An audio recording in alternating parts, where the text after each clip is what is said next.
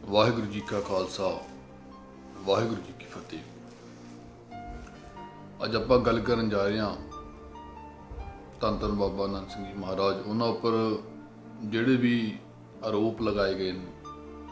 ਆਪਾਂ ਆਰੋਪ ਤਾਂ ਨਹੀਂ ਕਹਿ ਸਕਦੇ ਕਿਉਂਕਿ ਆਰੋਪ ਤਾਂ ਆਰੋਪੀ ਦੇ ਉੱਪਰ ਲੱਗਦੇ ਨੇ। ਸੋ ਗਲਤ ਆਰੋਪ ਕਹਿ ਲਓ, ਦੂਸ਼ਣ ਕਹਿ ਲਓ, ਕੁਛ ਕਹਿ ਲਓ, ਜਿਹੜੇ ਕਿ ਨਾਜਾਇਜ਼ ਨੇ। ਕਹਿੰਦੇ ਨੇ ਕਿ ਇਹਨਾਂ ਨੇ ਗੁਰਮਤ ਤੋਂ ਸਾਰੀ ਉਮਰ ਬਾਹਰ ਰਹੇ ਨੇ, ਆਹ ਕਰਤਾ ਉਹ ਕਰਤਾ ਜੋ ਕਰਤਾ। ਸੋ ਇੱਕ ਦਿਨ ਮੈਂ ਫੇਸਬੁੱਕ ਤੇ ਦੇਖ ਰਿਹਾ ਸੀ ਤੇ ਕੋਈ ਸਵਾਲ ਮੂਹਰੇ ਆਏ ਤੇ ਲਿਸਟ ਬਣਾ ਕੇ ਸਵਾਲ ਲਗਾਏ ਸੀਗੇ ਤੇ ਮੈਂ ਸੋਚਿਆ ਵੀ ਇਹਨਾਂ ਦੇ ਜਵਾਬ ਦਿੱਤੇ ਜਾਣ। ਵੈਸੇ ਤਾਂ ਜਿਨ੍ਹਾਂ ਨੇ ਸਵਾਲ ਕੀਤੇ ਆ ਉਹਨਾਂ ਬੰਦਿਆਂ ਦੀ ਕੋਈ ਔਕਾਤ ਨਹੀਂ ਹੈ ਜਿਹੜਾ ਕਿ ਬਾਬਾ ਨਾਨਕ ਸਿੰਘ ਜੀ ਬਾਰੇ ਕੋਈ ਸਵਾਲ ਕਰ ਸਕਣ। ਚਲੋ ਫਿਰ ਵੀ ਇਹ ਚੀਜ਼ ਮੈਂ ਜ਼ਰੂਰੀ ਸਮਝੀ। ਬਾਬਾ ਚਰਨ ਸਿੰਘ ਜੀ ਤੋਂ ਮੈਂ ਇਜਾਜ਼ਤ ਲਈ, ਉਹਨਾਂ ਨੇ ਸਮਝਾਇਆ। ਸੋ ਕੁਝ ਸਵਾਲਾਂ ਦੇ ਜਵਾਬ ਆਪਾਂ ਕਰਦੇ ਹਾਂ। ਸੋ ਸਵਾਲ ਪਹਿਲਾਂ ਤੁਹਾਨੂੰ ਮੈਂ ਸਾਰੇ ਦੱਸ ਦਿੰਦਾ, ਫਿਰ ਆਪਾਂ ਇਕੱਲੇ ਇਕੱਲੇ ਸਵਾਲ 'ਤੇ ਆਵਾਂਗੇ।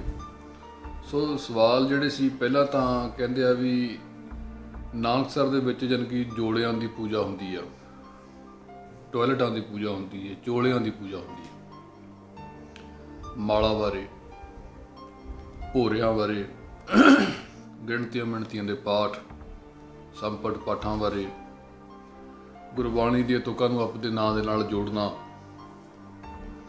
ਸੋ ਇਹੋ ਜਿਹੀਆਂ ਗੱਲਾਂ। ਸੋ ਆਪਾਂ ਪਹਿਲਾ ਜਿਹੜਾ ਸਵਾਲ ਹੈ ਕਿ ਨਾਨਕਸਰ ਦੇ ਵਿੱਚ ਜੋੜਿਆਂ ਦੀ ਪੂਜਾ, ਟੋਇਲਟਾਂ ਦੀ ਪੂਜਾ, ਚੋਲਿਆਂ ਦੀ ਪੂਜਾ ਹੁੰਦੀ ਹੈ। ਸੋ ਮੈਨੂੰ ਹਾਲੇ ਤੱਕ ਇਹ ਚੀਜ਼ ਸਮਝ ਆਈ ਵੀ ਇਹ ਪੂਜਾ ਹੁੰਦੀ ਕਿੱਥੇ ਆ। ਮੈਨੂੰ ਤਾਂ ਨਹੀਂ ਲੱਗਦਾ ਕਿ ਜੋੜਿਆਂ ਦੀ ਪੂਜਾ, ਟੋਇਲਟਾਂ ਦੀ ਪੂਜਾ, ਉੱਥੇ ਚੋਲਿਆਂ ਦੀ ਪੂਜਾ ਹੁੰਦੀ ਆ ਨਾਨਕਸਰ ਦੇ ਵਿੱਚ। ਮੈਨੂੰ ਹਾਲੇ ਤੱਕ ਨਹੀਂ ਕਿਤੇ ਪਤਾ ਲੱਗਿਆ ਵੀ ਕਿੱਥੇ ਕਰ ਰਹੇ ਪੂਜਾ ਹੈ। ਇਹ ਮੈਨੂੰ ਲੱਗਦਾ ਜਿਹੜੀਆਂ ਵੀ ਨਾਨਕਸਰ ਦੇ ਵਿੱਚ ਭੋਰੇ 'ਚ ਥੱਲੇ ਬਾਬਾ ਜੀ ਦੇ ਵਸਤਰ ਪਏ ਨੇ, ਜੋੜੇ ਪਏ ਨੇ, ਜਾਂ ਜਿੱਥੇ ਇਸ਼ਨਾਨ ਕਰਿਆ ਕਰਦੇ ਸੀ, ਉਹਨਾਂ ਚੀਜ਼ਾਂ ਨੂੰ ਕਹਿ ਰਹੇ ਵੀ ਪੂਜਾ ਕਰ ਰਹੇ। ਸੋ ਇਹ ਪੂਜਾ ਨਹੀਂ ਹੁੰਦੀ। ਫਿਰ ਇਹ ਕਹਿੰਦੇ ਚਲੋ ਪੂਜਾ ਤੋਂ, ਜਦੋਂ ਕਹਿੰਦੇ ਵੀ ਪੂਜਾ ਤਾਂ ਹੁੰਦੀ ਉਹ ਨਹੀਂ, ਸਬੂਤ ਦਿਓ ਕਿੱਥੇ ਪੂਜਾ ਕਰਾਈ ਜਾਂਦੀ। ਫਿਰ ਇਹ ਕਹਿੰਦੇ ਵੀ ਨਹੀਂ ਪੂਜਾ ਨਹੀਂ ਹੁੰਦੀ, ਮੁੱਕਰ ਜਾਂਦੇ ਆ, ਜੋ ਕਿ ਇਹਨਾਂ ਦੀ ਪੁਰਾਣੀ ਆਦਤ ਆ। ਫਿਰ ਪੂਜਾ ਤੋਂ ਹਟ ਕੇ ਇਹ ਆ ਜਾਂਦੇ ਆ, ਕਹਿੰਦੇ ਵੀ ਤੁਸੀਂ ਉੱਥੇ ਮੱਥੇ ਟਿਕਾਉਂਦੇ ਹੋ। ਸੋ ਮੈਨੂੰ ਨਹੀਂ ਲੱਗਦਾ, ਜਿੰਨਾ ਕਿ ਮੈਨੂੰ ਨੌਲੇਜ ਆ, ਕਿ ਉੱਥੇ ਕਿਸੇ ਨੂੰ ਕਿਹਾ ਜਾਂਦਾ ਵੀ ਆਓ ਜੀ ਇਹ ਬਾਬਾ ਜੀ ਦੇ ਚੋਲੇ ਨੇ, ਇਹ ਬਾਬਾ ਜੀ ਦੇ ਜੋੜੇ ਨੇ, ਮੱਥਾ ਟੇਕੋ ਜੀ। ਜੇ ਕਿਸੇ ਨੂੰ ਕਿਹਾ ਜਾਂ ਕਿਸੇ ਨੇ ਕਿਹਾ, ਉਹ ਬੰਦਾ ਲਿਆਓ ਮੇਰੇ ਕੋਲ, ਮੈਂ ਪੁੱਛਦਾ ਉਹਨੂੰ ਵੀ ਤੈਨੂੰ ਕਿਹਨੇ ਅਧਿਕਾਰ ਦਿੱਤਾ ਇਹ ਗੱਲਾਂ ਕਹਿਣ ਦਾ। ਸੋ ਉੱਥੇ ਕਿਸੇ ਕਿਸਮ ਦੀ ਕੋਈ ਵੀ ਉਹ, ਬਾਕੀ ਸਾਡਾ ਪਿਓ ਆ। ਸੋ ਇੱਕ ਚੀਜ਼ ਜਿਹੜੀ ਗੱਲ ਹੈਗੀ ਆ, ਜਿਹੜੀ ਅੱਜ ਤੱਕ ਨਾਨਕਸਰ ਦੇ, ਚਾਹੇ ਕੋਈ ਵੱਡਾ ਸੰਤ ਆ ਚਾਹੇ ਕੋਈ ਛੋਟਾ, ਜਿਹਨੂੰ ਕਰਨੀ ਚਾਹੀਦੀ ਸੀ ਪਰ ਉਹ ਕੀਤੀ ਨਹੀਂ, ਜਿਹੜੀ ਕਿ ਨਿੰਦਿਆ ਦਾ ਕਾਰਨ ਬਣ ਰਹੀ ਆ। ਸੋ ਜਿਹੜੇ ਭੋਰਾ ਸਾਹਿਬ ਦੇ, ਜਦੋਂ ਆਪਾਂ ਐਂਟਰ ਕਰਦੇ ਹਾਂ, ਭੋਰਾ ਸਾਹਿਬ ਦੇ ਬਾਹਰ ਭੋਰਾ ਸਾਹਿਬ ਲਿਖਿਆ ਵਾ, ਉੱਥੇ ਅਗਰ ਆਪਾਂ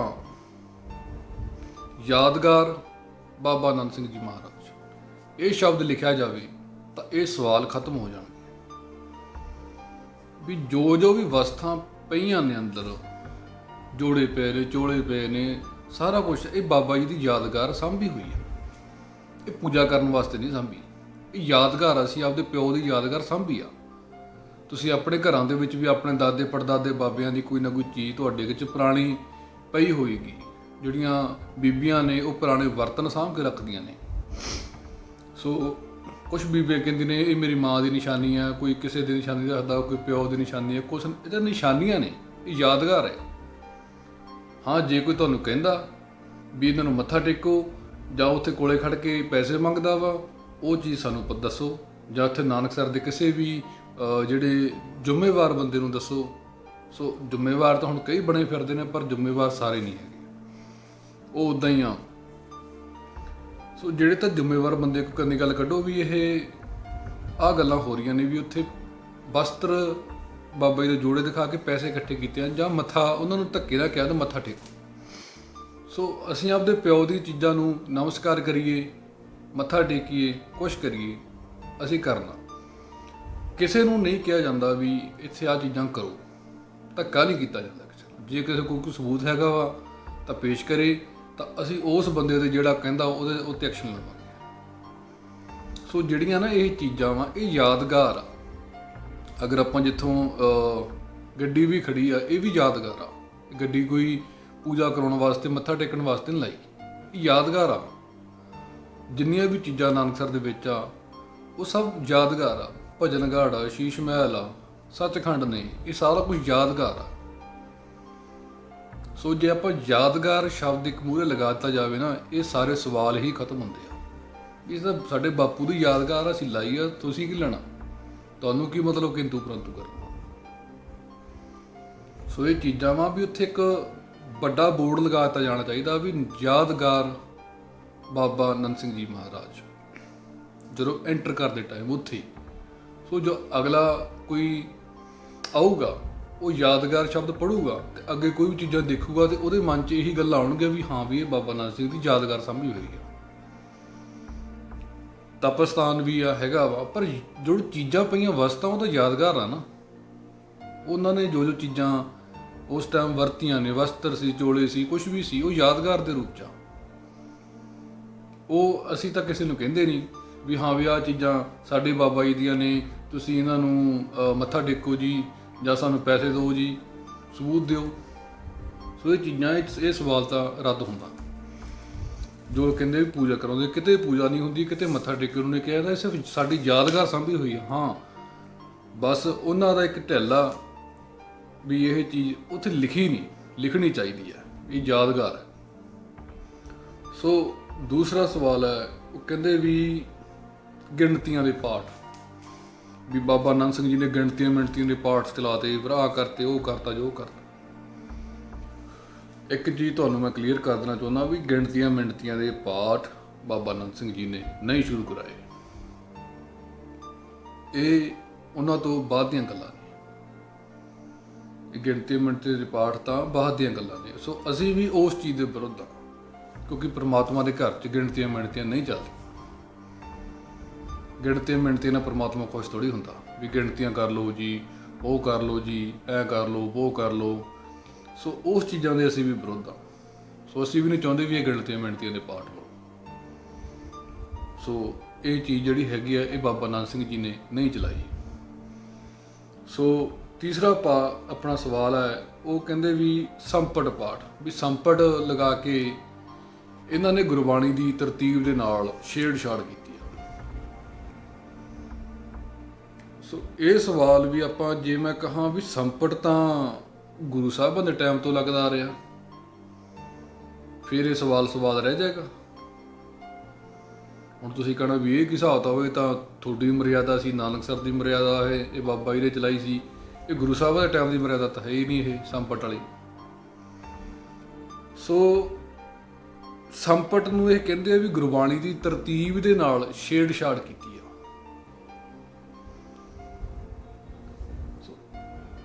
ਸ੍ਰੀ ਆਸਾ ਜੀ ਦੀ ਵਾਰ ਪੜ੍ਹਦੇ ਆ, ਛੱਕੇ ਕਿਤੋਂ ਹੋਰ ਨੇ, ਸ਼ਬਦ ਕਿਤੋਂ ਹੋਰ ਨੇ, ਕਿ ਉਹ ਗੁਰਬਾਣੀ ਦੀ ਤਰਤੀਬ 'ਚ ਛੇੜਛਾੜ ਨਹੀਂ। ਸੋ ਜੇ ਆਪਾਂ ਪੂਰੀ ਆਸਾ ਦੀ ਵਾਰ ਪੜ੍ਹਦੇ ਹਾਂ, ਉਹਦੇ ਵਿੱਚ ਛੱਕੇ ਆਪਾਂ ਪੜ੍ਹਦੇ ਹਾਂ, ਜੋ ਸ਼ਬਦ ਪੜ੍ਹਦੇ ਹਾਂ, ਉਹ ਅਲੱਗ-ਅਲੱਗ ਜਗ੍ਹਾ ਤੋਂ ਇਕੱਠੇ ਕੀਤੇ ਹੋਏ ਆ। ਕਿ ਉਹ ਗੁਰਬਾਣੀ ਦੀ ਤਰਤੀਬ ਛੇੜਛਾੜ ਨਹੀਂ, ਕਿ ਉਹ ਸੰਪਟ ਨਹੀਂ। ਸ੍ਰੀ ਰਹਿਰਾਸ ਸਾਹਿਬ ਜੀ ਦਾ ਪਾਠ ਆਪਾਂ ਸ਼ਾਮ ਨੂੰ ਕਰਦੇ ਹਾਂ, ਹਰ ਇੱਕ ਗੁਰੂ ਘਰ ਦੇ ਵਿੱਚ ਹੁੰਦਾ, ਸ੍ਰੀ ਅੰਮ੍ਰਿਤਸਰ ਸਾਹਿਬ ਦੇ ਵਿੱਚ ਵੀ ਹੁੰਦਾ ਵਾ। ਆਸਾ ਜੀ ਦੀ ਵਾਰ ਸ੍ਰੀ ਅੰਮ੍ਰਿਤਸਰ ਸਾਹਿਬ ਤੋਂ ਵੀ ਸੁਣ ਸਕਦੇ ਹੋ ਤੁਸੀਂ, ਦਰਬਾਰ ਸਾਹਿਬ ਤੋਂ। ਚਲੋ ਬਾਕੀ ਨੂੰ ਤੁਸੀਂ ਨਹੀਂ ਮੰਨਦੇ, ਉੱਥੇ ਉੱਥੋਂ ਵਾਲੀ ਮਰਿਆਦਾ ਨੂੰ ਤਾਂ ਮੰਨਦੇ ਹੋ ਨਾ, ਉੱਥੇ ਤਾਂ ਹੁੰਦਾ, ਉਹ ਵੀ ਸੰਪਟ ਆ। ਫਿਰ ਸ੍ਰੀ ਰਹਿਰਾਸ ਸਾਹਿਬ ਜੀ ਦਾ ਪਾਠ ਹੁੰਦਾ, ਅਨੇਕਾਂ ਬਾਣੀਆਂ ਇਕੱਠੀਆਂ ਕੀਤੀਆਂ, ਦੋਹਰੇ ਆ, ਸਵਈਏ ਆ, ਸ੍ਰੀ ਅਨੰਦ ਸਾਹਿਬ ਜੀ ਦਾ ਪਾਠ ਹੈ। ਸੋ ਇਹ ਸਾਰੇ ਪਾਠਾਂ ਨੂੰ ਵਿੱਚੋਂ ਅਲੱਗ-ਅਲੱਗ ਸ਼ਬਦ ਲੈ ਕੇ ਉਹ ਰਹਿਰਾਸ ਸਾਹਿਬ ਬਣਾਈ ਗਈ ਆ। ਸੋ ਉਹ ਗੁਰਬਾਣੀ ਦੀ ਤਰਤੀਬ 'ਚ ਛੇੜਛਾੜ ਨਹੀਂ। ਇਹ ਚੀਜ਼ਾਂ ਤਾਂ ਗੁਰੂ ਸਾਹਿਬਾਂ ਦੇ ਟਾਈਮ ਤੋਂ ਚੱਲੀਆਂ ਆਉਂਦੀਆਂ ਨੇ। ਇਹ ਕੋਈ ਸਾਡੀ ਇੱਕ ਬਾਬਾ ਜੀ ਨੇ ਆਪਦੀ ਮਰਿਆਦਾ ਨਹੀਂ ਬਣਾਈ, ਇਹ ਕੋਈ ਮਨਮਤ ਨਹੀਂ ਵਰਤੀ, ਗੁਰਮਤ ਆ। ਬਾਕੀ ਜਿਹੜੀ ਤਾਂ ਜਦੋਂ ਕੀਰਤਨ ਵੀ ਕਰਦੇ ਆ, ਕੋਈ ਸ਼ਬਦ ਆਪਾਂ ਗੁਰਬਾਣੀ ਦਾ ਸ਼ਬਦ ਲੈ ਲੈਂਦੇ ਆ, ਕਿਸੇ ਇੱਕ ਪੰਕਤੀ ਦੀ ਆਪਾਂ ਟੇਕ ਲੈ ਕੇ ਤੁਰਦੇ ਹਾਂ। ਇੱਕ ਪੰਕਤੀ ਮੇਨ ਰੱਖਦੇ ਹਾਂ, ਬਾਕੀ ਪੰਕਤੀਆਂ ਯਾਨੀ ਕਿ ਅਲੱਗ-ਅਲੱਗ ਜਦੋਂ ਪਹਿਰੇ ਆਉਂਦੇ ਨੇ ਅਲੱਗ-ਅਲੱਗ ਆਪਾਂ ਅੱਗੇ ਤੁਰਦੇ ਹਾਂ। ਉਹ ਮੇਨ ਇੱਕ ਹੀ ਆ, ਗਾਂਹ ਦੀ ਗਾਂਹ ਜੋ ਆਪਾਂ ਸਾਰਾ ਸ਼ਬਦ ਪੜ੍ਹਿਆ ਜਾਂਦਾ ਹੈ ਕਿ ਉਹ ਗੁਰਬਾਣੀ ਦੀ ਤਰਤੀਬ 'ਚ ਛੇੜਛਾੜ ਨਹੀਂ। ਫਿਰ ਤਾਂ ਆਪਾਂ ਜਿਹੜੀ ਚੀਜ਼ ਪੜ੍ਹਨੀ ਆ ਉਹ ਇੱਕ ਵਾਰੀ ਪੜ੍ਹੀ ਜਾਵੇ।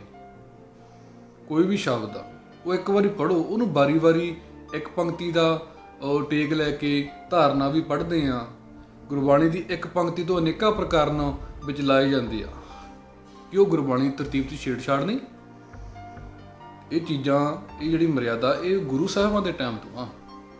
ਜਿਹੜੇ ਸੰਪਟ ਆ ਇਹ ਕੋਈ ਤਰਤੀਬ 'ਚ ਛੇੜਛਾੜ ਨਹੀਂ ਕੀਤੀ ਗਈ। ਫਿਰ ਤਾਂ ਜੇ ਇਹ ਤਰਤੀਬ 'ਚ ਛੇੜਛਾੜ ਆ ਤਾਂ ਕੀਰਤਨ ਦੀ ਮਰਿਆਦਾ ਵੀ ਤਰਤੀਬ 'ਚ ਛੇੜਛਾੜ ਹੀ ਹੈ। ਰਹਿਰਾਸ ਸਾਹਿਬ ਦੀ ਮਰਿਆਦਾ ਵੀ ਤਰਤੀਬ 'ਚ ਛੇੜਛਾੜ ਹੀ ਹੈ। ਸ੍ਰੀ ਆਸਾ ਜੀ ਦੀ ਵਾਰ ਸਵੇਰੇ ਪੜ੍ਹਦੇ ਆ, ਇਹ ਵੀ ਤਰਤੀਬ ਵਿੱਚ ਛੇੜਛਾੜ ਆ। ਜੇ ਉਹ ਨਹੀਂ ਤਾਂ ਇਹ ਕਿਉਂ ਆ? ਸੋ ਛੇੜਛਾੜ ਤਾਂ ਆਪਾਂ ਤਾਂ ਕਹੀਏ ਜੇ ਆਪਾਂ ਕੋਈ ਉਹਦੇ ਵਿੱਚ ਕੋਈ ਮਾੜੀ ਗੱਲ ਪੜ੍ਹੀਏ। ਆਪਾਂ ਕੋਈ ਕਿਸੇ ਸੰਤ ਬਾਬੇ ਦੀ ਉਸਤਤ ਵਿੱਚ ਕਰੀਏ ਜਾਂ ਕੋਈ ਆਪ ਦੇ ਵੱਲੋਂ ਕੋਈ ਕੱਚੀ ਬਾਣੀ ਜਿਹੜੀ ਜੋੜੀ ਗਈ ਹੈ ਜਾਂ ਆਪਦੇ ਜਾਂ ਕਿਸੇ ਹੋਰ ਦੀ ਉਸਤਤ, ਕਿਸੇ ਬੰਦੇ ਦੀ ਉਸਤਤ, ਕਿਸੇ ਬੁੜੀ ਦੀ ਉਸਤਤ ਵਿੱਚ ਪੜ੍ਹਦੇ ਹੋਈਏ, ਫਿਰ ਤਾਂ ਇਹ ਕਹਿਣ ਵੀ ਇਹ ਤਰਤੀਬ 'ਤੇ ਛੇੜਛਾੜ ਕਰਤੀ ਇਹਨਾਂ ਨੇ। ਜਦ ਬਾਣੀ ਦੇ ਵਿੱਚ ਬਾਣੀ ਪੜ੍ਹਦੇ ਆ, ਕੋਈ ਕੀਰਤਨੀਆਂ ਕੀਰਤਨ ਕਰ ਦੋ ਅੱਜ ਵਾਹਿਗੁਰੂ ਜੀ, ਜਿਹੜਾ ਇਹ ਪੜ੍ਹਦਾ ਇਹ ਆਪਦੇ ਕੋਲੋਂ ਹੀ ਜੋੜਦਾ। ਉੱਥੇ ਤਾਂ ਤੁਹਾਡੀ ਭਾਵਨਾ ਮਨ ਕੁਛ ਹੁੰਦਾ ਨਹੀਂ ਵੀ ਇਹ ਤਾਂ ਗੁਰਬਾਣੀ ਦੀ ਤਰਤੀਬ 'ਚ ਛੇੜਛਾੜ ਕਰਤੀ, ਵਾਹਿਗੁਰੂ ਨੇ ਆਪਦੇ ਕੋਲੋਂ ਜੋੜਤਾ। ਤੇ ਅਸੀਂ ਵਾਹਿਗੁਰੂ ਜੀ ਸ਼ਬਦ ਨਾਲ ਜੋੜ ਦਈਏ ਉਹਨੂੰ ਤਰਤੀਬ ਛੇੜਛਾੜ ਕਹਿ ਦਿੰਦੇ ਆ। ਤੁਸੀਂ ਜੋ ਮਰਜ਼ੀ ਕਰੀ ਜਾਓ, ਹਨਾ। ਇਹ ਸਾਡੇ ਵਾਲੀ ਜੋ ਕੁਝ ਕਰਦੇ ਆ ਇਹ ਗੁਰਬਾਣੀ ਤਰਤੀਬ 'ਚ ਛੇੜਛਾੜ ਹੈ। ਇਹ ਜਿਹੜੇ ਸੰਪਟ ਪਾਠ ਆ ਇਹ ਛੇੜਛਾੜ ਕਰਤੀ ਸੀ। ਜਿਹੜੀ ਗੁਰੂ ਸਾਹਿਬ ਦੇ ਟਾਈਮ ਤੋਂ ਮਰਿਆਦਾ ਵਾ ਉਹ ਛੇੜਛਾੜ ਨਹੀਂ ਹੈਗੀ, ਹਨਾ। ਸੋ ਇਹ ਗੱਲਾਂ, ਜਿਹੜੇ ਸਵਾਲ ਕਰਨ ਤੋਂ ਪਹਿਲਾਂ ਥੋੜ੍ਹਾ ਜਿਹਾ ਆਪਾਂ ਜਿਹੜਾ ਪਰਮਾਤਮਾ ਨੇ ਸਭ ਤੋਂ ਉੱਪਰ ਚੀਜ਼ ਦਿੱਤੀ ਆ ਉਹ ਖੋਪੜ ਦਿੱਤਾ ਦਿਮਾਗ, ਉਹਨੂੰ ਵਰਤਣਾ ਚਾਹੀਦਾ। ਵਰਤਦੇ ਕੀ ਆ? ਗਿੱਟੇ। ਸੋ ਬਾਬਾ ਜੀ ਅਕਸਰ ਸੰਪਟ ਲਵਾਇਆ ਕਰਦੇ ਸੀਗੇ ਔਖੀ ਘੜੀ ਦਾ। ਹੁਣ ਇਹ ਨਾ ਕਿ ਉਹ ਵੀ ਔਖੀ ਘੜੀ ਤੋਂ ਡਰਦੇ ਆ, ਕਿਉਂਕਿ ਕਲਗੀਧਰ ਪਾਤਸ਼ਾਹ ਨੇ ਜਿਹੜਾ ਸਿੰਘ ਬਣਾਇਆ ਉਹ ਕਰਮ ਯੋਗੀ ਬਣਾਇਆ, ਕਰਮ ਤੋਂ ਡਰਨ ਵਾਲਾ ਨਹੀਂ ਬਣਾਇਆ। ਇਹ ਤਾਂ ਅੱਜ ਕੱਲ੍ਹ ਦੇ ਸਾਡੇ ਬਾਬਿਆਂ ਦੀ ਫੈਸ਼ਨ ਹੋ ਗਿਆ ਇਹ, ਬਈ ਲੋਕਾਂ ਨੂੰ ਡਰਾਉਣਾ ਭਰਮਾਉਣਾ, ਐ ਹੋ ਜੂ ਉਹ ਹੋ ਜੂ, ਪਾਠ ਕਰਾ ਲਓ, ਕਰਮ ਤੋਂ ਭਜਾਉਣਾ। ਸਿੱਖ ਕਰਮ ਯੋਗੀ ਆ, ਉਹ ਕਰਮ ਦੇ ਵਿੱਚ ਦੀ ਲੰਘਦਾ। ਗੁਰੂ ਸਾਨੂੰ ਕਰਮ ਦੇ ਵਿੱਚ ਦੀ ਲੰਘਣ ਨੂੰ ਪ੍ਰੇਰਦਾ, ਕਰਮ ਤੋਂ ਡਰਨਾ ਨਹੀਂ ਸਿਖਾਇਆ। ਇਹ ਬਾਬੇ ਅੱਜ ਕੱਲ੍ਹ ਦੇ ਜਿਹੜੇ ਕੁਛ ਕੁ ਪਖੰਡੀ ਹੈਗੇ ਆ ਉਹ ਸੰਗਤਾਂ ਨੂੰ ਭਰਮਾ ਲੈਂਦੇ ਆ, ਡਰਾਉਂਦੇ ਆ ਵੀ ਔਖੀ ਘੜੀ ਦਾ ਸ਼ਬਦ ਪੜ੍ਹੋ ਜੀ, ਤੁਹਾਨੂੰ ਸੰਪਟ ਲਵਾ ਦਿੰਦੇ ਆ, ਥੋੜ੍ਹੀ ਜਿਹੀ ਔਖੀ ਘੜੀ ਨਾ ਆਊਗੀ। ਪਰ ਉਹ ਆ ਫਿਰ ਵੀ ਜਾਂਦੀ ਹੈ। ਕਿਉਂ? ਕਿਉਂਕਿ ਕਰਮ ਕੀ ਗਤੀ ਟਾਰੇ ਨਹੀਂ ਟਰੀ, ਇਹ ਟਲਦੀ ਨਹੀਂ। ਪਰ ਬਾਬਿਆਂ ਨੂੰ ਪੈਸੇ ਜੁੜ ਜਾਂਦੇ ਆ, ਉਹਨਾਂ ਦੇ ਕਾਹਦੀ ਔਖੀ ਘੜੀ ਆਉਣੀ ਆ। ਉਹ ਪਰ ਔਖੀ ਘੜੀ ਅੰਤਿਮ ਟਾਈਮ 'ਤੇ ਪਤਾ ਲੱਗਦਾ ਵੀ ਔਖੀ ਘੜੀ ਕਿਹੜੀ ਹੁੰਦੀ ਆ। ਸੋ ਜਿਹੜੀ ਬਾਬਾ ਨੰਦ ਸਿੰਘ ਜੀ ਔਖੀ ਘੜੀ ਕਿਹਾ ਕਰਦੇ ਸੀ, ਉਹ ਕਿਹੜੀ ਔਖੀ ਘੜੀ ਸੀ? ਉਹ ਗੁਰੂ ਦਾ ਜਿਹੜਾ ਵਿਛੋੜਾ ਹੈ ਨਾ, ਗੁਰੂ ਤੋਂ ਆਪਾਂ ਕਹਿੰਦੇ ਵੀ ਸਾਹਿਬ ਰੁੱਠਾ, ਉਹਨੂੰ ਔਖੀ ਘੜੀ ਮੰਨਦੇ ਸੀ। ਇਹ ਨੀਗਾ ਵੀ ਕੋਈ ਰੋਟੀ ਨਹੀਂ ਮਿਲੀ ਜੀ, ਸਾਡੇ ਕੋਈ ਵੈਰੀ ਸਾਡੇ ਤੇ ਧਾਵਾ ਬੋਲਣ ਆ ਗਈ ਜੀ, ਜਾਂ ਕੋਈ ਸਾਨੂੰ ਨੁਕਸਾਨ ਹੋ ਗਿਆ ਸਾਡੀ ਔਖੀ ਘੜੀ। ਇਹ ਕੋਈ ਔਖੀ ਘੜੀ ਥੋੜ੍ਹੀ ਆ, ਇਹਦਾ ਕਰਮ। ਅਸੀਂ ਕਰਮ ਯੋਗੀ ਹਾਂ, ਅਸੀਂ ਕਰਮ ਤੋਂ ਡਰਨਾ ਨਹੀਂ। ਕੋਈ ਮੁਸੀਬਤਾਂ ਆ ਗਈਆਂ ਕੋਈ ਚੱਕਰ ਨਹੀਂ, ਫਿਰ ਕੀ ਹੋਇਆ? ਬਾਪੂ ਨਾਲ ਆ, ਆਸਰਾ ਚੱਕੋ, ਦੱਬ ਦਿਓ ਕਿੱਲੀ। ਇਹ ਪਾਠਾਂ ਨਾਲ ਪਾਠ ਜਿਹੜੇ ਨਾ ਅਖੰਡ ਪਾਠ, ਇਹ ਅੱਜ ਕੱਲ੍ਹ ਸੌਖਾ ਕਰਤਾ ਇਹਨਾਂ ਨੇ ਕੰਮ ਵਾਲਾ। ਆਲਸ ਵੱਧ ਗਈ ਵੀ ਤੁਹਾਨੂੰ ਪਾਠ ਕਰਨ ਦੀ ਕੋਈ ਲੋੜ ਨਹੀਂ, ਤੁਹਾਨੂੰ ਨਿਤਨੇਮ ਕਰਨ ਦੀ ਕੋਈ ਲੋੜ ਨਹੀਂ, ਤੁਹਾਨੂੰ ਬਾਣੀ ਪੜ੍ਹਨ ਦੀ ਕੋਈ ਲੋੜ ਨਹੀਂ, ਅਖੰਡ ਪਾਠ ਕਰਾ ਜਾਓ, ਪੈਸੇ ਦੇ ਜਾਓ, ਅਸੀਂ ਆਪੇ ਕਰਾ ਲਾਂਗੇ। ਹੁਕਮਨਾਮਾ ਵੀ ਤੁਹਾਡੇ ਘਰੇ ਮੈਸੇਜ ਕਰਦੇ ਆ, ਆਉਣ ਦੀ ਵੀ ਲੋੜ ਨਹੀਂ। ਸੋ ਇਹ ਸੌਖੇ ਕਰਦੇ। ਅਖੰਡ ਪਾਠ ਜਿਹੜੇ ਬਣੇ ਆ ਉਹ ਉਹਨਾਂ ਦੀ ਖਾਤਰ ਬਣੇ ਸੀ ਜਿਨ੍ਹਾਂ ਨੂੰ ਮਤਲਬ ਬਾਣੀ ਦੀ ਜਾਂਚ ਨਹੀਂ ਹੈਗੀ, ਸੰਥਿਆ ਨਹੀਂ ਲਈ ਹੋਈ, ਸ਼ੁੱਧ ਨਹੀਂ ਪੜ੍ਹ ਸਕਦੇ, ਉਹਨਾਂ ਲਈ ਇਹ ਚੀਜ਼ ਬੜੀ। ਪਰ ਇਹ ਤਾਂ ਹਰੇਕ ਪੜ੍ਹੇ ਲਿਖੇ ਵੀ ਹੁਣ ਆਪਣੇ ਵਰਗੇ ਬਸ ਉਹ ਕਹਿ ਦਿੰਦੇ ਵੀ ਕੋਈ ਨਹੀਂ ਤੁਸੀਂ ਪੈਸੇ ਦੇ ਜਾਓ, ਅਖੰਡ ਪਾਠ ਕਰਾ ਲਓ, ਇਹ ਆਲਸ ਵੱਧ ਗਈ। ਪਰ ਜਿਹੜੀ ਬਾਬਾ ਨਾਨਕ ਸਿੰਘ ਦੀ ਮਰਿਆਦਾ ਕੀ ਸੀ, ਉਹ ਪ੍ਰੇਰਦੇ ਸੀ ਵੀ ਤੁਸੀਂ ਖੁਦ ਕਰੋ, ਸਹਿਜ ਪਾਠ ਤੁਸੀਂ ਖੁਦ ਕਰ ਸਕਦੇ ਤਾਂ ਕਰੋ, ਜਪਜੀ ਸਾਹਿਬ ਕਰ ਲਓ, ਸੁਖਨੀ ਸਾਹਿਬ ਕਰ ਲਓ, ਨਾਮ ਜਪ ਲਓ, ਕੁਛ ਕਰ ਲਓ, ਵਾਹਿਗੁਰੂ ਜਪ ਲਓ, ਅੱਲਾ ਦਾ ਨਾਮ ਲੈ ਲਓ, ਰਾਮ ਦਾ ਨਾਮ ਲੈ ਲਓ। ਸੋ ਇਹ ਅਲੱਗ-ਅਲੱਗ ਜਿਹੜੇ ਵੀ ਫਿਰਕੇ ਦੇ ਬੰਦੇ ਹੁੰਦੇ ਸੀ, ਉਹਨਾਂ ਨੂੰ ਉਸ ਹੀ ਹਿਸਾਬ ਦੇ ਨਾਲ ਨਾਮ ਜਪਣ ਨੂੰ ਪ੍ਰੇਰਦੇ ਸੀ। ਸੋ ਜਿੰਨਾ ਵੀ ਉਹਨਾਂ ਨੇ ਮਰਿਆਦਾ ਬਣਾਈ ਆ, ਉਹ ਕਹਿੰਦੇ ਵੀ ਤੁਸੀਂ ਖੁਦ ਜਪੋ। ਸੋ ਇਹ ਤਾਂ ਬਾਅਦ ਵਿੱਚ ਕੁਛ ਪ੍ਰਬੰਧਕਾਂ ਨੂੰ ਪੈਸਿਆਂ ਦੀ ਲੋੜ ਪਈ, ਸੋ ਉਹਨਾਂ ਨੇ ਢਕਵੰਜ ਬਣਾ ਲਿਆ, ਰੀਤ ਤੋਰ ਲਈ ਖੰਡ ਪਾਠਾਂ ਦੀ। ਸੋ ਅਨੇਕਾਂ ਥਾਂ ਸਾਨੂੰ ਬੋਰਡ ਲਿਖੇ ਵੀ ਮਿਲ ਜਾਂਦੇ ਆ, ਅਖੰਡ ਪਾਠ ਬੁੱਕ ਕਰਾਉਣ ਲਈ ਫਲਾਣੇ ਨੰਬਰਾਂ 'ਤੇ ਸੰਪਰਕ ਕਰੋ। ਦੁਕਾਨਦਾਰੀ ਚੱਲ ਪਈ। ਸੋ ਜਿਹੜੀ ਤਾਂ ਗੱਲ ਹੈਗੀ ਨਾ ਹੁਣ ਵੀ ਤੁਸੀਂ ਕਹੋ ਵੀ ਉੱਥੇ ਫਲਾਣਾ ਬਾਬਾ ਐਂ ਕਰਦਾ, ਫਲਾਣਾ ਬਾਬਾ ਐਂ ਕਰਦਾ, ਜਾਂ ਉਹਨੇ ਐਂ ਕੀਤਾ, ਜਾਂ ਉਹਨੇ ਐਂ ਕੀਤਾ। ਹੁਣ ਜਿਹੜੀ ਅਸੀਂ ਆ, ਕਿਹੜੇ ਬਾਬੇ ਦਾ ਢਿੱਡ ਕਿੱਡਾ ਵੱਡਾ, ਕਿਹਦਾ ਛੋਟਾ, ਕਿਹੜਾ ਬਾਬਾ ਵੱਧ ਝੂਠ ਮਾਰਦਾ, ਕਿਹੜਾ ਘੱਟ ਮਾਰਦਾ, ਕਿਹੜੇ ਬਾਬੇ ਦੀ ਜੋਤ ਹੈਗੀ ਆ, ਕਿਹੜਾ ਜੋਤ ਤੋਂ ਬਗੈਰ ਨਹੀਂ ਤੁਰਿਆ ਫਿਰਦਾ। ਸੋ ਇਹਨਾਂ ਨੇ ਕੀ ਕੀਤਾ ਜਾਂ ਕੀ ਨਹੀਂ ਕੀਤਾ, ਜਾਂ ਹੁਣ ਕੀ ਕਰਦੇ ਆ, ਸੋ ਇਹਨਾਂ ਸਾਰਿਆਂ ਦਾ ਅਸੀਂ ਠੇਕਾ ਨਹੀਂ ਲਿਆ ਹੋਇਆ, ਜਿਹੜਾ ਹੁਣ ਹਰੇਕ ਦਾ ਅਸੀਂ ਜਵਾਬ ਦੇਣ ਬਹਿ ਜੀ। ਜਿਹੜੇ ਕਰਦੇ ਆ ਉਹਨਾਂ ਨੂੰ ਜਾ ਕੇ ਫੜੋ।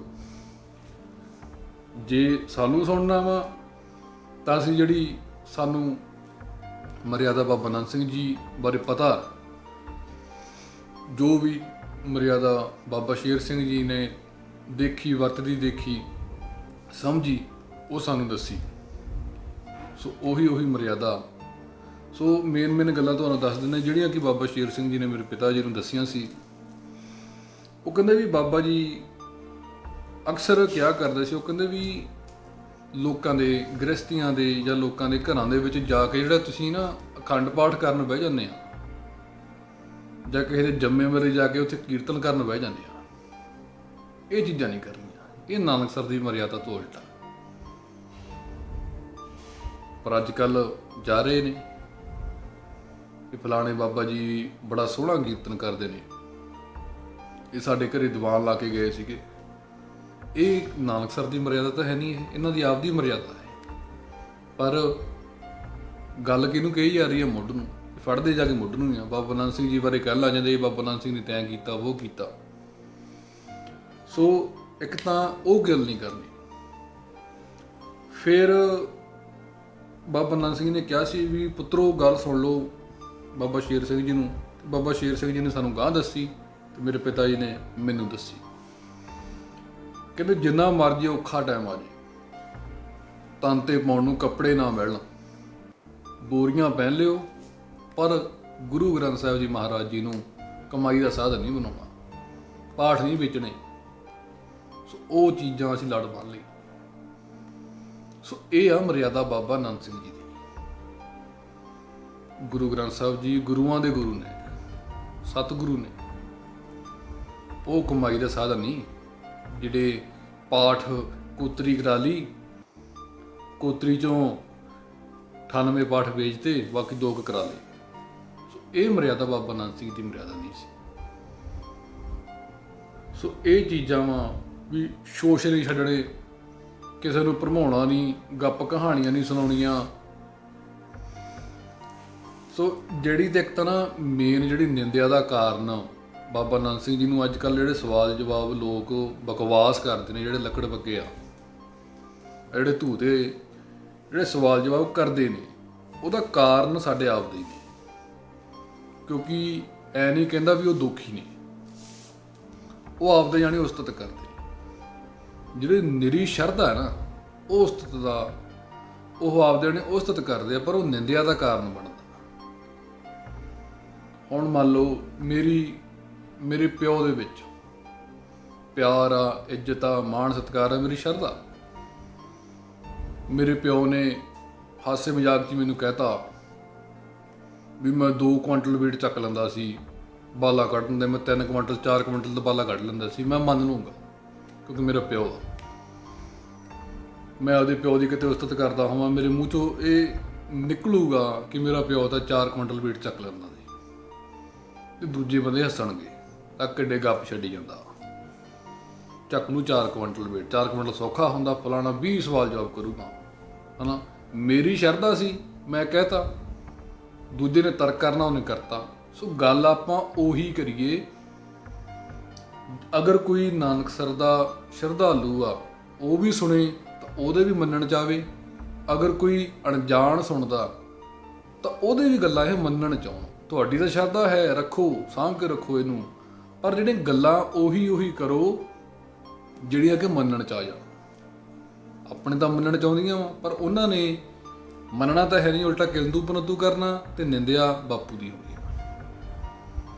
ਸੋ ਇਹ ਜਿਹੜੀ ਨਿਰੀ ਸ਼ਰਧਾ ਨਾ, ਨਿਰੀ ਸ਼ਰਧਾ ਵੀ ਇਹ ਖੋਪੜ ਤੋਂ ਬਿਨਾਂ ਕਾਸੇ ਜੋਗੀ ਨਹੀਂ ਹੈ। ਸ਼ਰਧਾ ਵੀ ਅੱਜ ਕੱਲ੍ਹ ਜਿਹੜਾ ਇਹਦਾ ਦੌਰ ਆ ਨਾ ਕਲਯੁਗ ਦਾ, ਇਹ ਸ਼ਰਧਾ ਨੂੰ ਵੀ ਦਿਮਾਗ ਦੇ ਨਾਲ ਵਰਤਣਾ ਪੈਂਦਾ।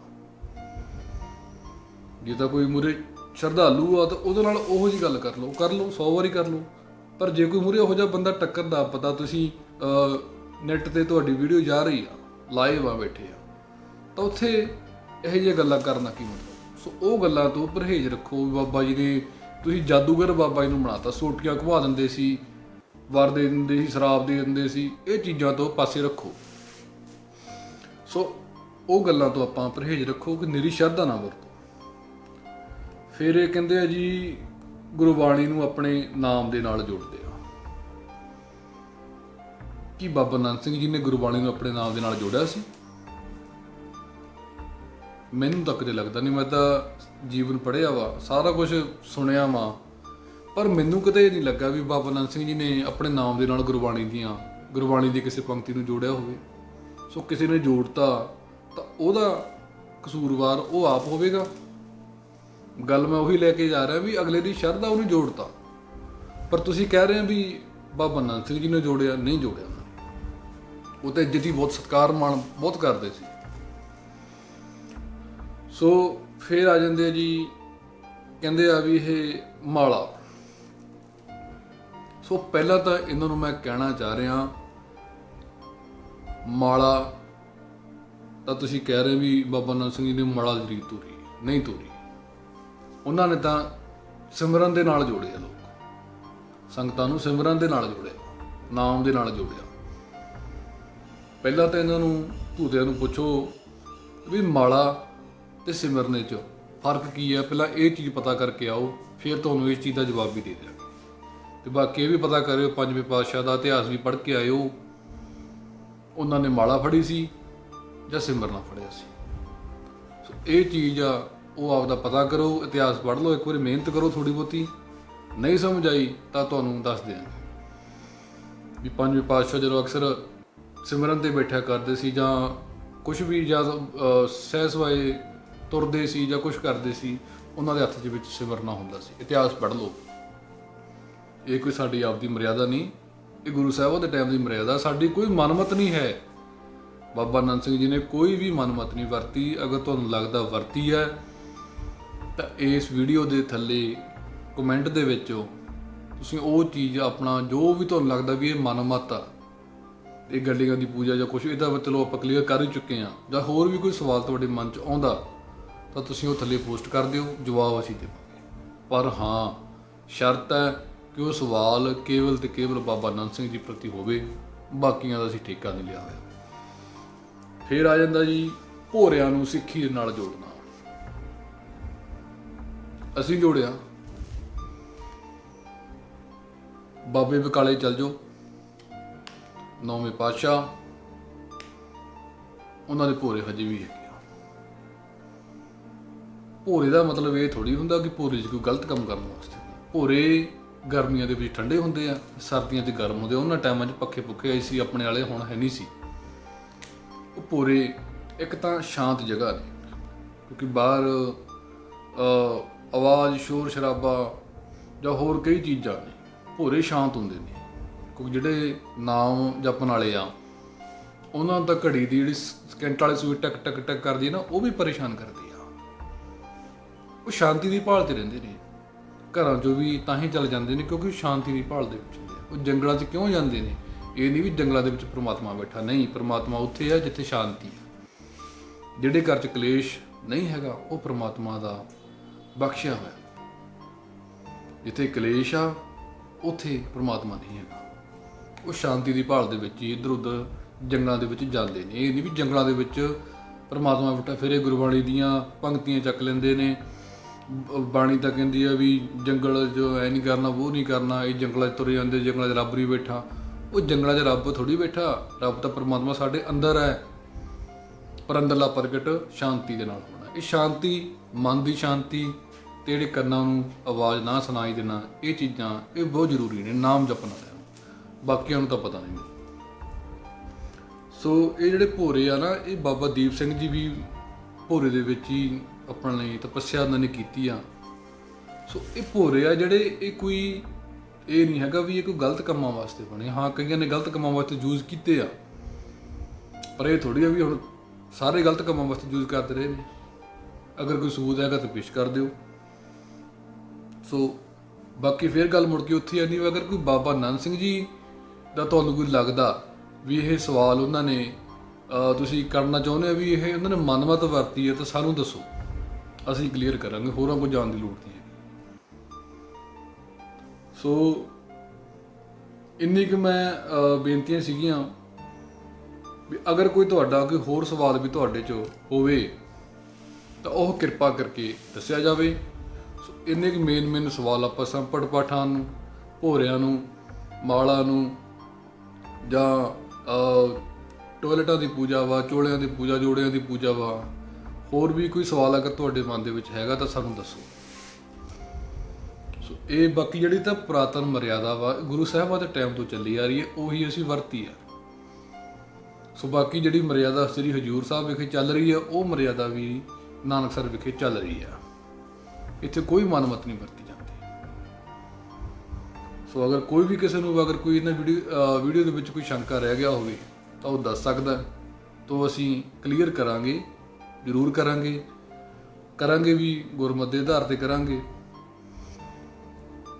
ਪਰ ਇਹ ਕਹਿ ਰਹੇ ਵੀ ਬਾਬਾ ਨੰਦ ਸਿੰਘ ਜੀ ਗੁਰਮਤਿ ਤੋਂ ਬਾਹਰ ਸੀ। ਹਾਂ, ਤੂੰ ਕਿਸੇ ਸਬੂਤ ਦੇ ਦਿਓ ਵੀ ਗੁਰਮਤਿ ਤੋਂ ਬਾਹਰ ਸੀ, ਸੋ ਤਾਂ ਅਸੀਂ ਮੰਨ ਲਾਂਗੇ। ਪਰ ਕੋਈ ਗੱਲ ਉਹਨਾਂ ਨੇ ਗੁਰਮਤਿ ਤੋਂ ਬਾਹਰ ਕੀਤੀ ਨਹੀਂ, ਮਨਮੱਤਾ ਕਦੇ ਵਰਤੀ ਨਹੀਂ।